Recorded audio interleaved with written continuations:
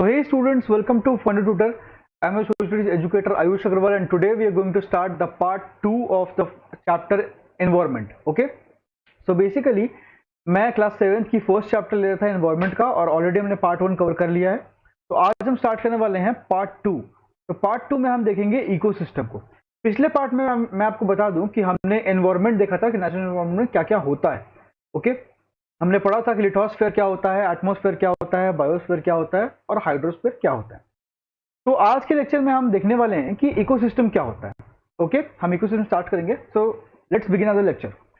तो क्या है कि the relation between environment between the living organism as well as the relation between the organisms and the surrounding form the ecosystem.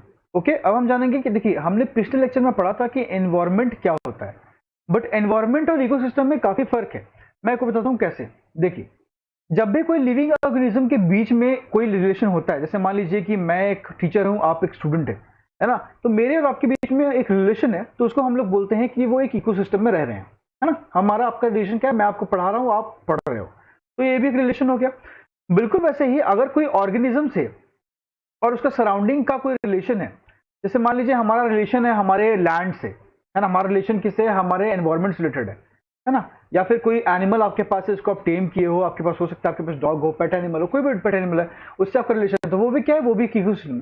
तो basically आसान भाषा में जानेंगे तो इसको हम बोलते हैं इकोसिस्टम।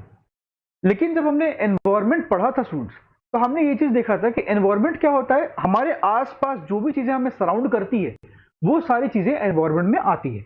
लेकिन इकोसिस्टम में ऐसा नहीं होता। इकोसिस्टम में क्या होता है कि दो लिविंग ऑर्गेनिज्म के बीच का रिलेशन, या फिर दो से ज्यादा, या फिर किसी ऑर्गेनिज्म या उसके सराउंडिंग की चीजों से उसका रिलेशन को बोलते हैं ecosystem. Okay, now there could be an ecosystem of large rain forest. अब देखो, इकोसिस्टम किसका हो सकता है, लार्ज रेन फॉरेस्ट का इकोसिस्टम हो सकता है ना। जैसे मान लो कोई डेजर्ट है, तो डेजर्ट को हम लोग बोलेंगे कि एक इकोसिस्टम है। क्यों? क्योंकि डेजर्ट का अपना एक फीचर है। जैसे अगर आप रह रहे हैं, अगर आप जहां पे रह रहे हैं वहां पे क्या है, वहां पे बारिश होती है, वहां पे सब कुछ, वहां पे मौसम भी अच्छा होता है। डेजर्ट में धूप बहुत होती है, तो डेजर्ट का अपना एक इकोसिस्टम है। बिल्कुल वैसे ही रेन फॉरेस्ट का अपना एक इकोसिस्टम है। अब आप बोलोगे सर कि रेन फॉरेस्ट का मतलब वो फॉरेस्ट जहां पे सालों भर बारिश होती है। रेन फॉरेस्ट ऐसा फॉरेस्ट होता है जहां पर पूरे साल यानी 12 महीने यानी 12 मंथ्स है ना, लगातार कंटिन्यूअस बारिश होती रहती है। ओके, और ये रेन फॉरेस्ट जो है वो आपको इक्वेटर के आसपास देखने को मिलते हैं। तो उनका अपना एक फीचर है, ये उनकी अपनी क्वालिटी है कि वहां पे सालों भर बारिश होती है। ओके, बाकी जगहों पे तो सालों भर बारिश नहीं होती है। तो ये क्या है, रेन फॉरेस्ट का अपना एक इकोसिस्टम है। ग्रासलैंड का अपना एक इकोसिस्टम है। ग्रासलैंड का मतलब नॉर्मल जो ग्रास होती है, ग्रासलैंड उसको बोलते हैं। ओके, फिर डेजर्ट का अपना इकोसिस्टम है कि वहां हमेशा धूप रहती है, हमेशा बहुत गर्मी रहती है। माउंटेन्स का अपना इकोसिस्टम है कि जैसे से आप ऊपर चढ़ते जाइएगा माउंटेन्स के, आपको टेम्परेचर कम दिखने लगेगा। मतलब कि मान लीजिए आप किसी माउंटेन के आप नीचे हैं। ओके, सपोज कीजिए कि एक माउंटेन है और इस माउंटेन के, एक मिनट लेट मी क्लियर देंगे। ओके, तो समझ में, सपोज कीजिए कि एक माउंटेन है, तो आप माउंटेन से जब जैसे से ऊपर जाइएगा आप देखोगे कि आपको ठंड लगने लगेगी। तो क्यों होता है ऐसा? ये टेम्परेचर के कारण होता है, टेम्परेचर कम होते जाता है। तो ये माउंटेन का अपना इकोसिस्टम है। क्या ऐसा होता है कि आप घर पे हो, घर के नीचे हो, ग्राउंड फ्लोर पे हो, और ग्राउंड फ्लोर से आप घर की छत पर चढ़ रहे हो, तो क्या आपको ऐसा लगता है कि टेम्परेचर कम हो रहा है? नहीं लगता है, नॉर्मली नहीं लगता है ना। तो क्यों? क्योंकि ये उन माउंटेन्स का अपना इकोसिस्टम है ना। लेक्स का है वैसे ही अपना इकोसिस्टम होता है, ओशन का अपना इकोसिस्टम होता है, और इस तरह से एक स्मॉल पॉन्ड का भी अपना एक इकोसिस्टम होता है। ओके, तो एनवायरनमेंट बेसिकली क्या होता है, एनवायरनमेंट में आसपास की चीजों को हम कंबाइन करते हैं कि जो हमें सराउंड करता है, वो उसको हम बोलते हैं एनवायरनमेंट। जैसे मैं अभी रह रहा हूं तो मेरे आसपास में जंगल है, पेड़ पौधे हैं, जानवर हैं, तो ये हो गया मेरा एनवायरनमेंट। लेकिन हो सकता है कि इसका अपना, मेरा जहां मैं रह रहा हूं उसका, उस जमीन का उसका अपना इकोसिस्टम हो, है ना।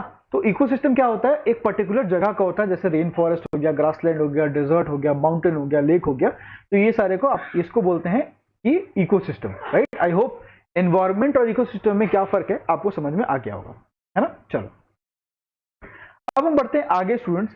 हम यहाँ पढ़ेंगे ह्यूमन एनवायरनमेंट के बारे में। अभी तक हमने नेचुरल एनवायरनमेंट पढ़ा था। ओके, अब हम पढ़ेंगे ह्यूमन एनवायरनमेंट के बारे में। तो देखो, human beings interact with the environment and modify it according to their needs. अब बात करेंगे अगर ह्यूमन बीइंग्स की, तो ह्यूमन बीइंग्स जो है वो एनवायरनमेंट के साथ इंटरैक्ट करते हैं और अपने नीड के हिसाब से मॉडिफाई करते हैं। ओके, जैसे मान लीजिए कि मैं यहाँ पे रह रहा हूँ, है ना। अब मान लो कि मैं आज यहाँ से चला जाऊँ शिमला।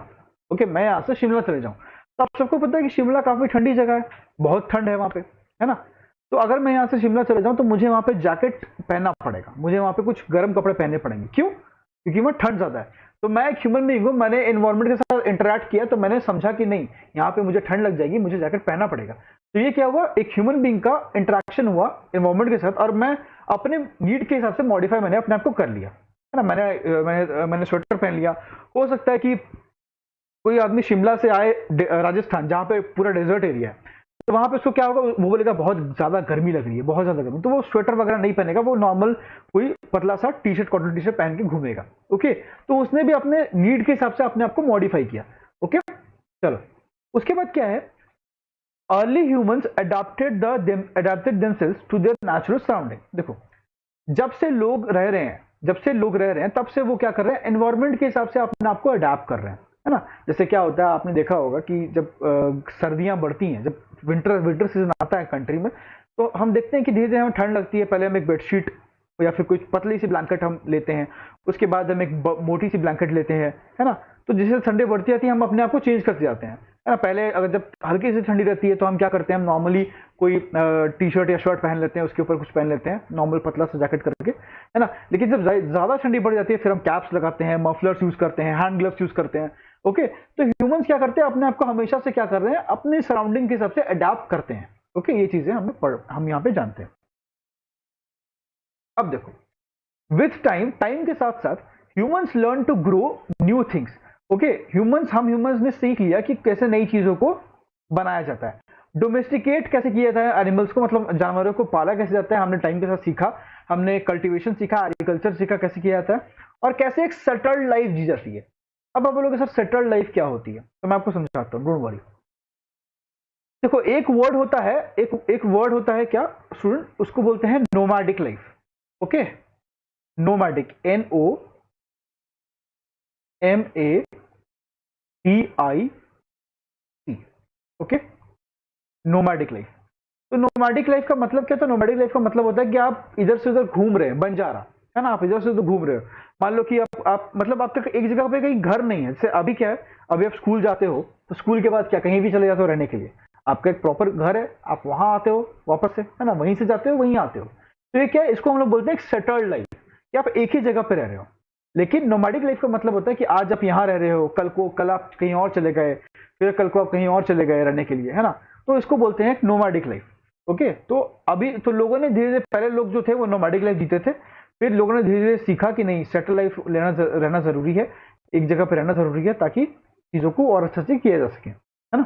चलो, फिर क्या है स्टूडेंट्स, द इंडस्ट्रियल रिवोल्यूशन आता है। तो इंडस्ट्रियल रिवोल्यूशन जब आया, ओके, ट्रांसपोर्टेशन बढ़ा, इंफॉर्मेशन रिवोल्यूशन आया, made communication easier and speedy across the world.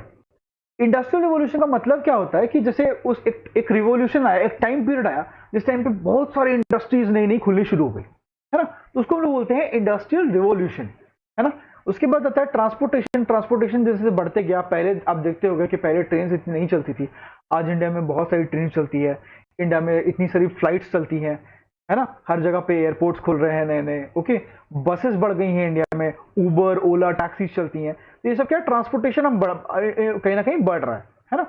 Information revolution मतलब होता है कि कंप्यूटर्स, आपने देखा होगा पहले बड़े बड़े भारी भरकम कंप्यूटर्स आते थे, मॉनिटर डेस्कटॉप वगैरह आता था, है ना। बट अब क्या है, अब आप पतले पतले लैपटॉप यूज करते हो, बिल्कुल स्लिम लैपटॉप यूज करते हो, फोन यूज करते हो। तो ये सब क्या है कि कहीं ना कहीं कम्युनिकेशन ईजियर हो गया है। अब हम लैपटॉप को कहीं भी मूव कर सकते हैं, पहले हम कंप्यूटर्स को मूव नहीं कर सकते थे, हम अपने साथ लेके ट्रैवल नहीं कर सकते थे, बट अब हम कर सकते हैं। तो ये सब क्या है, कम्युनिकेशन ईजियर हो गया। इससे भी काफी सारी चीजें हुई हैं। ये सब क्या है, ह्यूमन एनवायरमेंट का एक पार्ट है। Okay, these all things are a part of human environment, क्योंकि हम ह्यूमंस के कारण ही ये सब चीजें हो रही हैं, हमने ये बनाया है। ओके, तो इसलिए इसको, ये सारी जो चीजें हैं वो ह्यूमन एनवायरमेंट में आती हैं। अब देखो, man is destroying the environment through deforestation, industrialisation etcetera. अब देखो, हम जो लोग हैं, हम लोग क्या कर रहे हैं, है ना, बेसिकली यहाँ पे ह्यूमन होना चाहिए, मैन नहीं। तो हम क्या कर रहे हैं, हम एनवायरमेंट को खराब कर रहे हैं, we are destroying the environment. कैसे? डिफोरेस्टेशन से। Now what is the meaning of deforestation students? Deforestation का मतलब क्या होता है, क्या समझते हैं? तो देखो यार, डिफॉरेस्टेशन का मतलब होता है पेड़ों को काटना। जब हम बहुत लार्ज स्केल पे ट्रीज की कटिंग करते हैं, फॉरेस्ट को नष्ट करते हैं ना, फॉरेस्ट को खत्म करते हैं, उसको हम लोग बोलते हैं डिफॉरेस्टेशन। और जब हम लार्ज स्केल पे फॉरेस्ट ग्रो करने के लिए जब हम सैपलिंग्स या सीड्स बोते हैं, पेड़ फॉरेस्ट उगाने मतलब ट्रीज को ग्रो करने के लिए, उसको हम लोग बोलते हैं एफॉरेस्टेशन। तो डिफॉरेस्टेशन मतलब फॉरेस्ट को खत्म करना, एफॉरेस्टेशन का मतलब क्या होता है? फॉरेस्ट को बनाना। कुछ नहीं, बस यहाँ पे ए लग जाता है। ओके, इसको काट के जहां अगर ए कर देते हैं तो ये क्या होता है? एफॉरेस्टेशन होता है, मतलब प्लांट्स को ग्रो करना, और डिफॉरेस्टेशन मतलब प्लांट्स को काटना। Okay, industrialisation. अब क्योंकि देखो, अब आप बोलोगे कि सर इंडस्ट्रियलाइजेशन से एनवायरनमेंट कैसे खराब हो रहा है ना, ये क्वेश्चन आ सकता है आपके मन में। तो देखो, इंडस्ट्रियलाइजेशन से क्या होता है कि हम जब इंडस्ट्री सेटअप करते हैं तो काफी ज्यादा लैंड यूज होता है। पहली बार कि बहुत, क्योंकि इंडस्ट्रीज बड़ी होती है, अगर आपने देखा होगा तो अच्छी बात है, नहीं देखा होगा तो अब देखिएगा, इंडस्ट्रीज बहुत बड़ी होती है। तो उतनी बड़ी इंडस्ट्रीज के लिए उतनी बड़ी लैंड भी चाहिए, लैंड एरिया चाहिए। अब लैंड इंडिया में नहीं है तो आप क्या करोगे? आप फॉरेस्ट को कट करोगे, है ना। आप फॉरेस्ट को कट करोगे, सोचोगे यार फॉरेस्ट यहाँ तो रह नहीं रहा, फॉरेस्ट इसको काट देते हैं, यहाँ पे लैंड बना देते हैं, है ना। फॉरेस्ट क्लियर करते हैं। अगर यहाँ पर फॉरेस्ट मान लीजिए पेड़ है, खूब सारे, बहुत सारे पेड़ है, तो इस फॉरेस्ट को मान लीजिए हटा देंगे तो क्या होगा? साफ एक लैंड बच जाएगी। ओके, साफ एक लैंड बच जाएगी, राइट। मान लीजिए इस फॉरेस्ट को हटा दिया जाए तो क्या होगा? एक प्रॉपर एक लैंड बच गया आपके सामने, है ना। एक प्रॉपर एक क्या हुआ? एक लैंड आपके सामने बच गया। तो फिर यहाँ पे एक इंडस्ट्री सेटअप की जाएगी। फिर इस इंडस्ट्री का जो वेस्ट होगा वो कहाँ जाएगा? इंडस्ट्रीज में जाहिर सी बात है, कुछ अगर आप कुछ बना रहे हो तो उसका वेस्ट प्रोडक्ट निकलेगा। वो वेस्ट प्रोडक्ट कहाँ जाएगा? रिवर्स में जाएगा, राइट। ये जो इंडस्ट्री का वेस्ट प्रोडक्ट है, जो भी इसका कचरा है, वो कहाँ जाएगा? रिवर्स में जाएगा। तो रिवर्स को पोल्यूट करेगा। तो रिवर पोल्यूशन हो रहा है, आपने डिफॉरेस्टेशन भी कर दिया, लैंड डिग्रेडेशन भी हुआ। तो क्या कर रहे हैं? ह्यूमन जो है वो एनवायरमेंट को कहीं ना कहीं डिग्रेड कर रहे हैं, मतलब कि खराब कर रहे हैं। वो हम यहाँ पे पढ़ते हैं, राइट। उसके बाद क्या है स्टूडेंट कि the environment in our basic life support system. Okay, environment क्या है? हमारा एक सपोर्ट सिस्टम है, क्योंकि एनवायरमेंट की वजह से ही आज हम सब जो है जीवित है। ओके, एनवायरमेंट है, हमारे आसपास में नेचर है, तभी हम आज अलाइव है। वरना क्या होता कि पोल्यूशन कारण हमारी कब की, हम पूरी जो धरती है वो कब की खत्म हो गई होती। बट एनवायरमेंट ने हमें बचाया हुआ है। ओके, क्योंकि आपको पता होगा कि पेड़ जो है उससे हमें कार्बन डाइऑक्साइड जो है वो एब्जॉर्ब करते हैं, ऑक्सीजन रिलीज करते हैं, तो वहां से हमें ऑक्सीजन मिलता है। ओके, पेड़ ही है वो जो ऑक्सीजन को साफ करते हैं, है ना, एयर को साफ करते हैं। तो कहीं ना कहीं बहुत एनवायरमेंट का इसमें, हमारा लाइफ में बहुत रोल है एनवायरमेंट का, है ना। It provides the air we breathe. हम जो एयर ब्रीथ करते हैं वो एनवायरमेंट देती है। जैसे मैंने कहा, हम जो वाटर पानी पीते हैं वो भी हमें नेचर से मिलता है, एनवायरमेंट से मिलता है। जो हम खाना खाते हैं वो भी नेचर से मिलता है, और जहां हम रहते हैं वो भी नेचर है। तो एनवायरमेंट जो है वो मोस्ट इंपॉर्टेंट एस्पेक्ट है हमारी लाइफ का, क्योंकि इसके बिना लाइफ पॉसिबल ही नहीं है। लैंड पे हम है, वो भी एनवायरमेंट है ना। जो एयर हम ब्रीथ कर रहे हैं उसके बिना पॉसिबल हमारी लाइफ नहीं है, तो वो भी एनवायरमेंट देती है। पानी भी एनवायरमेंट से मिलता है, खाना भी एनवायरमेंट से मिलता है, तो सब कुछ हम एनवायरमेंट से ही लेते हैं। ओके, तो इसलिए एनवायरमेंट जो है वो one of the most important aspect है हमारी लाइफ का, राइट। तो आई होप आपको समझ में आ रहा होगा कि मैं क्या पढ़ा रहा हूँ, और आपको चीजें जो है क्लियर होंगी। Natural environment consist of land, water, air, plant, animals. मैंने आपको बताया पिछली क्लास में ही। It refers to both biotic and abiotic conditions existing on earth. ये मैंने आपको बताया। ओके, तो देख सकते हो ये एक बेयर है, एक बेयर की पिक्चर आपको सामने दिख रही है। तो ये नेचुरल एनवायरमेंट है। ओके, ये भी एक बेयर है, ये एक बायोटिक कंपोनेंट है, राइट, क्योंकि ये जीवित है। बायोटिक का मतलब देखो, वही मैंने जो पिछली क्लास में एक्सप्लेन किया वही एक्सप्लेन किया हुआ है यहाँ पे। मैं फिर से बता देता हूँ, डोंट वरी। बायोटिक का मतलब होता है कि वर्ल्ड ऑफ लिविंग ऑर्गेनिज्म, है ना। ये इंपॉर्टेंट, बायोटिक का मतलब सबसे इंपॉर्टेंट यही चीज है कि ओके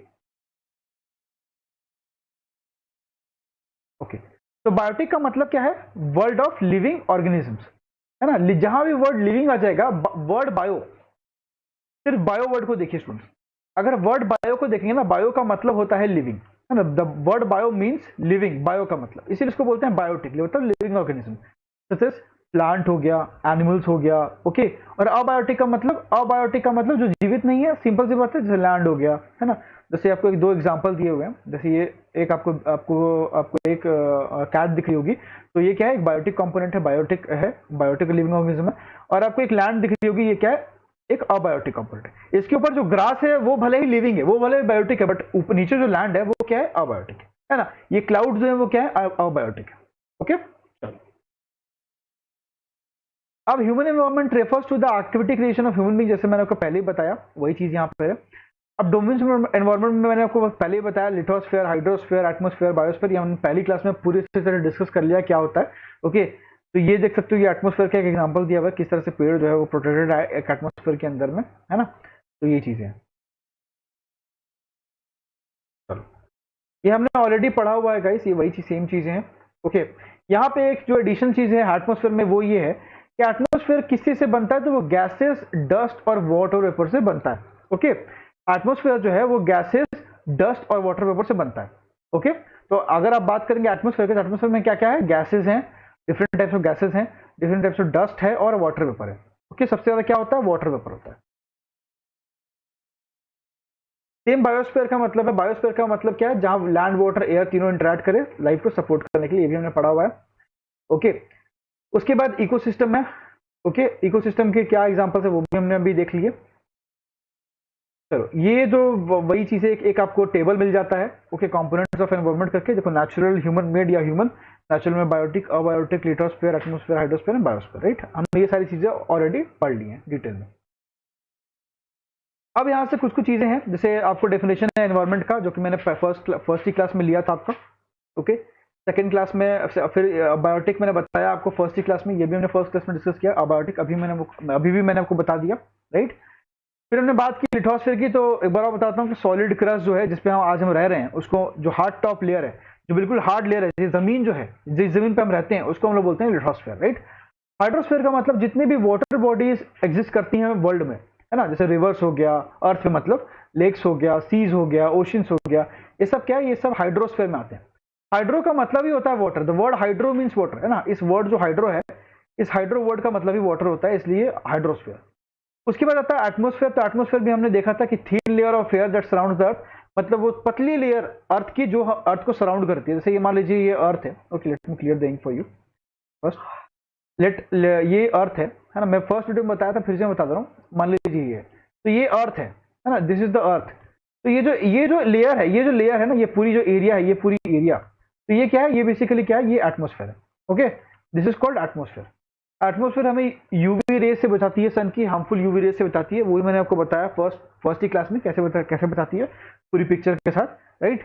तो एटमोस्फेयर वगैरह बाकी सब चीजें हमने ऑलरेडी पढ़ ली हैं। तो students, that's all for today. और पार्ट 2 में इतना ही था। आपका जो पूरा चैप्टर है ज्योग्राफी का, फर्स्ट चैप्टर एनवायरनमेंट, हमने कवर कर लिया। हमने इस चैप्टर में देखा कि एनवायरनमेंट क्या होता है, हमने देखा कि इकोसिस्टम क्या होता है, हमने देखा एटमोस्फेयर क्या होता है, हाइड्रोस्फेयर क्या होता है, लिथोस्फेयर क्या होता है, बायोस्फेयर क्या होता है, ये सब चीज़ें हमने पढ़ी कि ह्यूमन एनवायरनमेंट क्या होता है, नेचुरल एनवायरनमेंट क्या होता है। ओके, ये सारी चीज़ें हमने इस पूरे चैप्टर में देखी। आई होप ये चैप्टर को बिल्कुल अच्छे से समझ में आ गया होगा और इसमें आपको कहीं भी अब डाउट नहीं होगा। स्टिल अगर आपको कोई डाउट होता है, you can ask me on the comment section below. Okay, और अगर आपको वीडियो मेरा पसंद आता है, अगर आपको ये सेशन पसंद आता है, अगर चीज़ें समझ में आती हैं, तो please do like the video and do subscribe fun channel for more such content, and notification bell को दबा दीजिए ताकि आपको नोटिफिकेशन पहले मिल जाए। Okay, so thank you so much, have a good day. मिलते हैं नेक्स्ट वीडियो में एक दूसरे चैप्टर के साथ। Thank you.